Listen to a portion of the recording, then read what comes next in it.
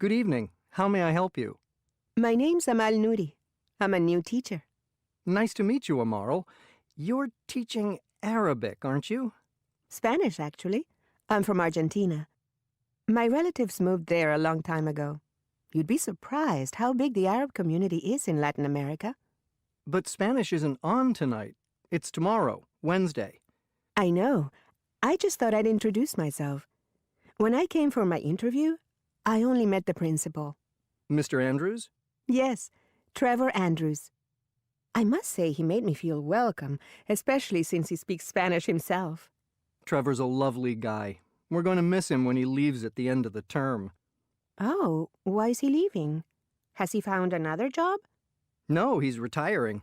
He wants to spend more time with his grandchildren. Right. He did mention them to me.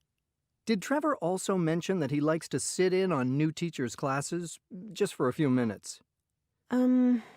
It's the policy of the college that new teachers are observed either by Trevor or by the vice principal. I'm sure it's in your contract. Probably. Don't worry, it's all quite informal. You won't need to submit a lesson plan. Actually, student feedback at the end of the term is taken more seriously. I see. One more piece of advice, Amaral. Don't be upset about the fact that you'll start the term with 15 students but end up with 5. That's just what happens with evening classes. People sign up for these things without really knowing what's involved, or something else comes up on that night. The high dropout rate is no reflection on your teaching. Thanks for the tip. Anyway, the real reason I'm here tonight is that I'd like to enroll in a class. I saw in the contract that teachers can take one class themselves, paying only 10% of tuition, which seems a pretty good deal. Indeed, when I was teaching keyboarding skills, I did Korean and car maintenance. However, for a few courses like life drawing, where students have to pay for a model, or cooking with seafood, where the ingredients are expensive, I'm afraid teachers can't pay only 10%. They have to pay the full fee. Before you listen to the rest of the conversation, you have 30 seconds to read questions 5 to 10.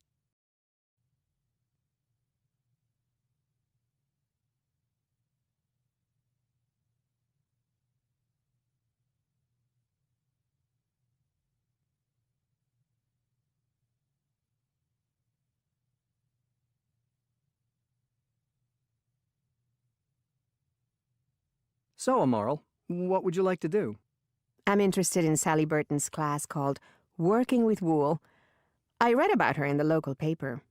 Yes, she's very popular. She made those amazing sculptures near the town hall. I'd no idea that wool could be used in such huge artworks.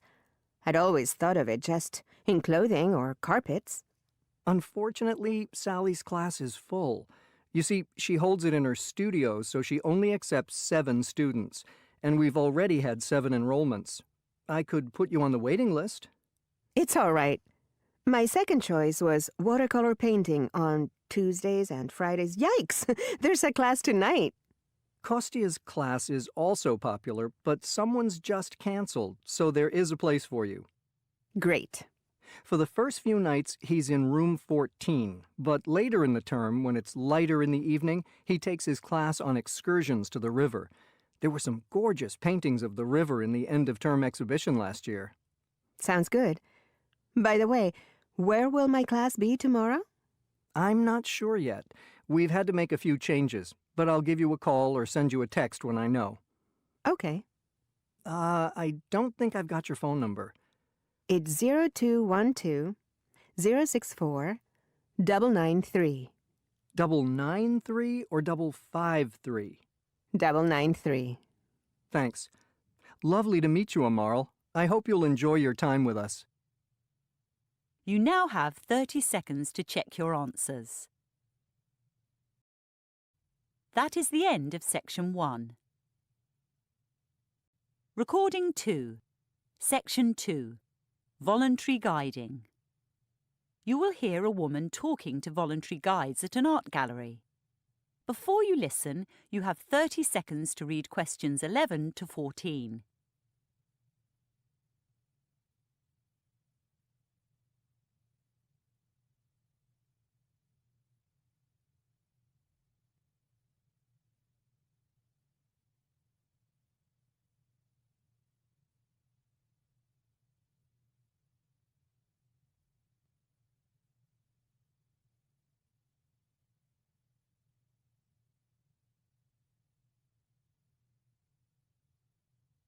Good morning. I'm Wendy McEwen. Please call me Wendy. I train volunteers at the gallery, and it's my great pleasure to meet you today. To begin, I'd like to quote from a speech made in 1882 by our first director, Eliezer Montefiore. He said the Australian public should be afforded every facility to avail themselves of the educational and civilising influence engendered by an exhibition of works bought at the public expense. We now live in a world where the notion of civilisation is seldom discussed, so let me mention some of its synonyms: enlightenment, refinement, and conformity with the standards of a highly developed society. In my view, this is what the creation and enjoyment of art can do for the public: conform, refine, and enlighten. The idea of civilization may be unfashionable, but an interest in different civilizations has certainly grown. Australian art is well represented in our collection. We have some wonderful paintings by Grace Cossington Smith and Arthur Boyd, but there are Asian and European works to rival those abroad. In fact, the single most expensive purchase this gallery has ever made was a $16.2 million landscape painted in 1888 by Paul Cézanne. Visitors will ask you for this figure, just as they'll be curious about Cézanne's career as a banker in France and his time with his lover in Tahiti. Sometimes it seems the public is more interested in trivia than in art, so it's your job to inform about the techniques of production, the themes an artwork deals with, as well as the culture from which it came. Elevate cultural discourse rather than stoop to the level of the popular press. Bear in mind those words of Eliezer Montefiore. Before you listen to the rest of the talk, you have 30 seconds to read questions 15 to 20.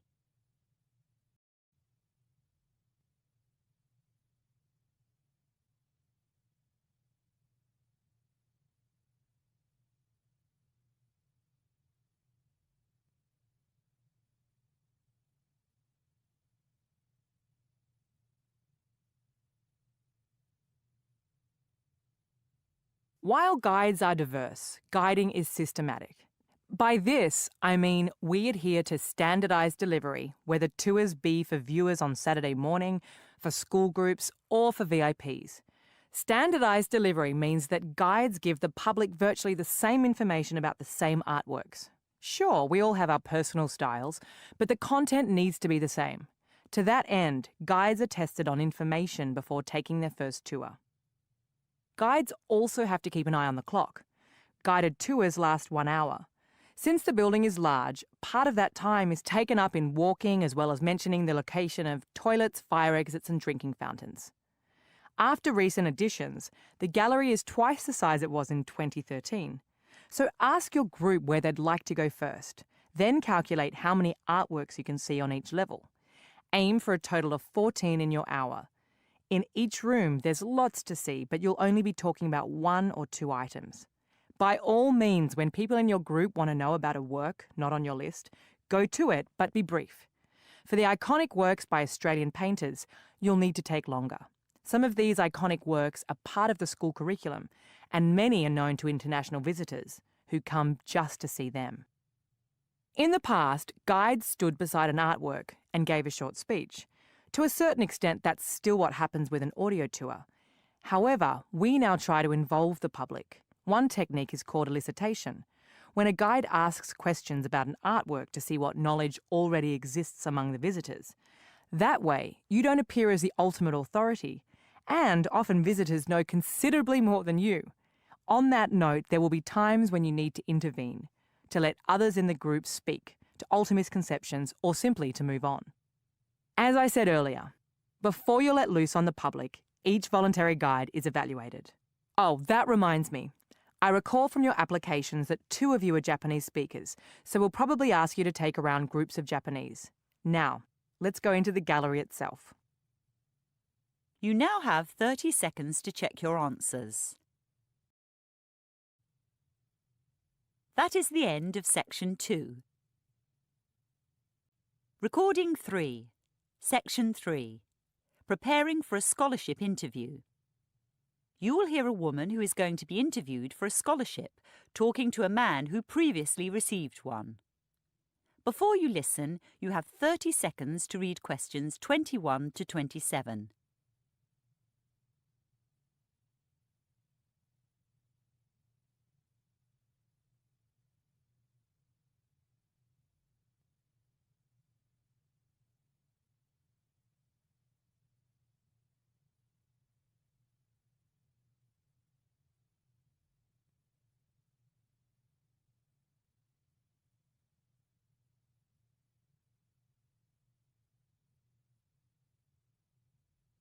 Hi, Vibol. Thanks for coming. No problem, Sophie. I hope I can help. When's the interview? On Thursday, Which course do you want to do? a Master's in Development Studies. Whereabouts? In Australia. Melbourne, actually. Well, Melbourne's a great place. I visited in my semester break. But you studied in Adelaide, didn't you? Yeah, Why Adelaide? I heard before I applied for the scholarship that most applicants want to go to Sydney or Melbourne. So by choosing Adelaide, I thought I'd have a better chance. Do you think I should go to Adelaide? Or not do development studies? I think the key is to choose a course you're really interested in, no matter where it is. Why's that? Because the workload is heavy. My master's was probably the most difficult thing I've done in my whole life. I see. Anyway, I bet the interview panel asks the same questions every year. What did they ask you? Firstly, about why I wanted to go to Australia. What did you say? I told them I'd been there already, and I liked it. What else did the panel ask? About my undergraduate degree, about my job, about how a master's would improve my performance, and the performance of my organization. Where are you working now? Oh, and they asked about my family, whether I'd take my wife with me. Well, I'm single and planning to stay that way. As to the courses helping me at work, you know I quit my regular job working in the university library. Yeah, I heard that. What are you doing now? I'm a volunteer at a rehabilitation center. However do you survive financially? I teach English at night and I live cheaply. Good for you. You could say an MA would improve your prospects of finding permanent work. I wonder what the interview panel will think about my undergraduate degree. It's in Russian and history. I studied Russian so I could get a scholarship to Russia for a master's degree, but I only lasted 6 months in Europe. If I were you, I wouldn't mention you already have an incomplete master's. I'd focus on the work you're doing now. Use phrases like grassroots activism and capacity building. The panel will love that. Oh? I do worry about my background. My family comes from a village on the coast. I seem to recall that most people who were awarded scholarships in the last 3 years came from big cities and were socially successful. In the past, that was true. Indeed, all the interviews were held here in the capital. But this year, they're also taking place in the provinces, so scholarships will go to a more diverse group of people. I don't think you should beg for assistance, Sophie. But you don't need to hide your background either. Be proud of it. I am proud of it. After all, it means you can empathize with the people you volunteer for. However, when you come back with a master's degree, you'll be able to mix with more influential people. I mean politically influential.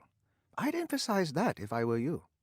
I'm not sure the selectors will want to know about my politics, but they may want to see that I'm passionate about development. Before you listen to the rest of the conversation, you have 30 seconds to read questions 28 to 30.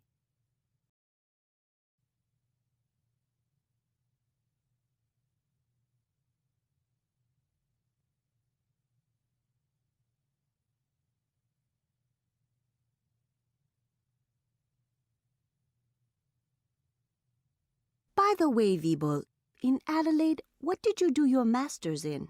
Taxation law. And what are you doing now? I set up a restaurant. A restaurant?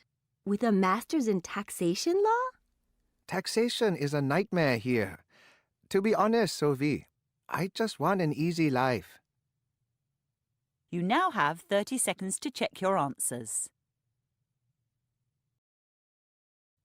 That is the end of section 3. Recording 4. Section 4. E-waste disposal.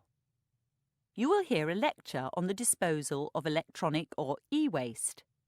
Before you listen, you have 45 seconds to read questions 31 to 40.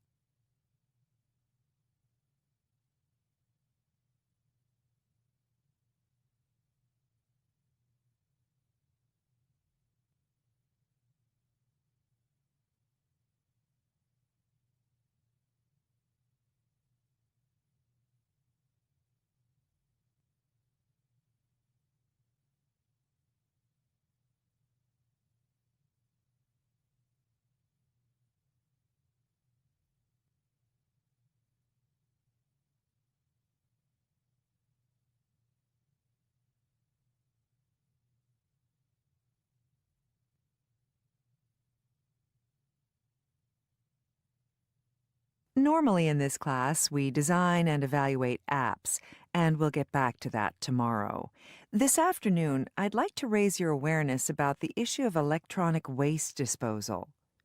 As some of you know, I've got twin daughters who turn 13 on Tuesday.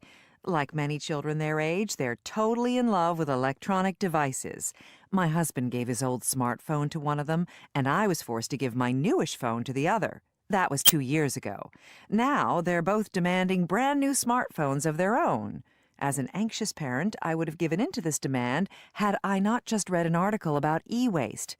Let me add that I read part of it on my tablet at home, the rest on my desktop computer at work, and afterwards I counted how many electronic items my family and I have at home, at school, and at work. And we've got 24. Yup, 24. An average American family, no doubt. Anyway, I finally agreed to birthday phones for my girls on condition that my husband and I shed some of our own devices as responsibly as we could. In the past, we've just put them out in the garbage as though they were banana peel or broken plates. This time, I decided to take 2 laptops and my girls' phones to a recycler accredited by the Environmental Protection Agency, or EPA. I found an interactive map on the EPA website showing companies that sign up to recycling schemes called e-Stewards and Responsible Recycling Practices. It's easy enough to drop stuff off at these companies and receive cash in return. I do regret to say that in the U.S., the cash return is tiny because there are currently insufficient volumes of electronic trash for these companies to turn into treasure. Since I'd like to encourage this recycling practice among my students and colleagues, there's a web link on my Facebook page. Frankly, I don't think Americans recycle enough. Yet, even with these companies that have popped up recently, there's still a huge problem. I mean, the collection of the e-waste is fine, but who knows how it's processed? The EPA believes that only 20% is actually recycled, and the rest is incinerated or put in landfill. The auditing of this process has yet to begin. The majority of local e-waste, around 8 million metric tons a year, is sent off abroad, mostly to Asia or Africa, where health and safety regulations scarcely exist. One reason the U.S. still banishes most of its e-waste is because it refused to sign the 1989 Basel Convention that controls the export of hazardous waste from rich countries to poorer ones. Needless to say, it wasn't the only rich country to spurn the convention. Neither Canada nor Japan consented to a 1995 amendment banning such trade completely. However, European signatories to the Basel Convention may not, in reality, behave any better. Inspections at ports in Germany and the Netherlands have proven that e-waste, like much other cargo, is deliberately mislabeled so it passes unnoticed through customs. So what's inside e-waste, and who deals with most of it? Well, the list of chemicals is very long indeed. An average smartphone contains around 60 different chemical elements. Heavy metals, like lead and mercury, exist alongside arsenic, beryllium, cadmium, and polyvinyl chloride, all toxic to humans in quite small amounts. When electronics are incinerated, unless at extremely high temperatures, many more toxins are produced, including halogenated dioxins and furans, which seriously contaminate the food chain. India and China are 2 major processors of e-waste. At present, the city of Guiyou in Guangdong Province in China is considered the world's e-waste capital. American, Japanese, and European containers loaded with e-waste arrive in Guiyou hourly. But these days, there's also considerable waste from the rest of China itself. The EPA estimates that by 2020, 100 million metric tons of e-waste will be produced globally each year, and of that, only an infinitesimal amount will see its way back into more electronic products. So, designing apps for this digital age is important. As an extra assignment, I'd like those of you who are interested to create one that lets users responsibly end the lives of their many electronic devices. That is the end of the listening test. You now have 10 minutes to transfer your answers to your answer sheet.